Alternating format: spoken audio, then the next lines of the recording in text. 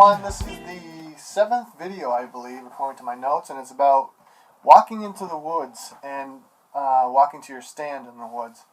And if you're like me, if you want to be in the woods before legal, just to settle in, have everything settle down in the woods like most hunters that stand hunt do, well, not most, but some,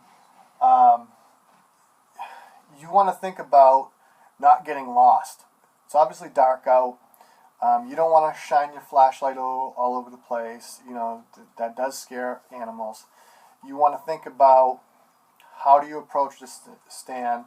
You need to kind of, so my first tip is to look up.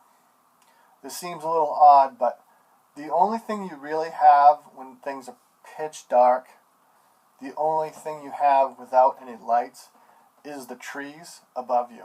So trees have like signatures, in my opinion. Even on the darkest days without a moon, you can kind of still see treetops. So I use treetops as almost like a roadmap on where I am. So not only I'm setting trail markers, but I'm also looking up, because I got to kind of have a mental image, a reinforcement that I'm on the right trail. So it's all about visualization for me. Another thing I think about is the terrain. So not only I'm marking my trail, but I'm thinking about, oh, when I see this stump next where I put my trail marker, I'm here. So when I look up, I'll see these treetops. And the reason why I go to this extreme, and I'm explaining it this way, because more than once I thought I marked a trail perfectly, and I come to find out I missed something, you know, or one of the little markers fell off, or whatever. It happens. I mean, it could snow. You know, you never know in Maine. Someone could remove it. I mean, that's possible too. So I think of it that I always think about the terrain. I think about the treetops, you know, and trying to pick yourself out, and marking the trail. So those three things hopefully will get you to point A to point B very safely. The other thing is to think about is not to alert deer. Is I'll try to use the terrain like they use the terrain. So I'll try to find ravines, ruts, anything that when I flash my light, it's actually below sight level. So if I'm walking somewhere and I see a ravine that's almost waist high, I'll walk into that ravine when possible, and that will kind of hide my light. I always keep my flashlight low. My trail markers are low. I keep everything as low as possible, and I use the terrain to get to my tree stand. Even if it takes an additional 3, 4, 5, 6, even 20 steps, I don't care.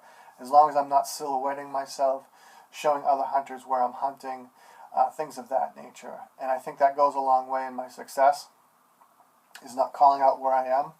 So use the terrain, not only to hide your movements from deer and not alert them, but also hide your movements from hunters, and help you get point A to point B, not only using your trail markers.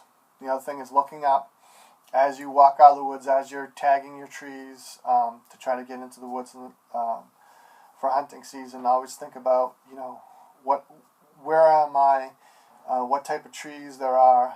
In Maine, there's a lot of super tall white pines. Even in the harvested areas, there's always some pines large enough that you kind of have a good idea. So I do that a lot visually. It's like, okay, this marker's here. I'll see this rock.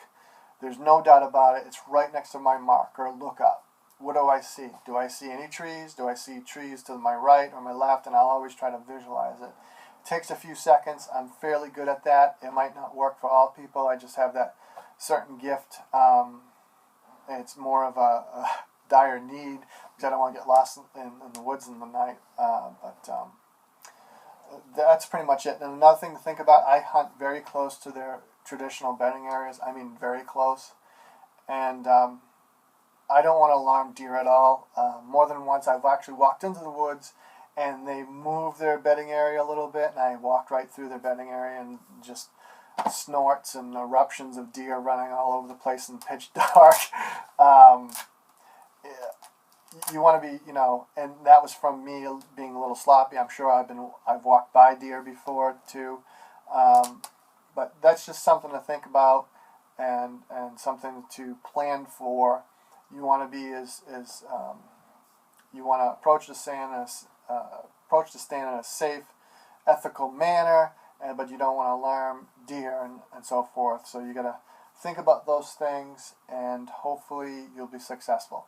Thank you for watching, and have a great day. I was pushing on the forest floor, my heart rate jumps even more, looking for the buck to fill my tag, straight out of a hunting bag. Drop time 14, making his way down, it's time for his last showdown. Breathe in, breathe out, hold it, fire away.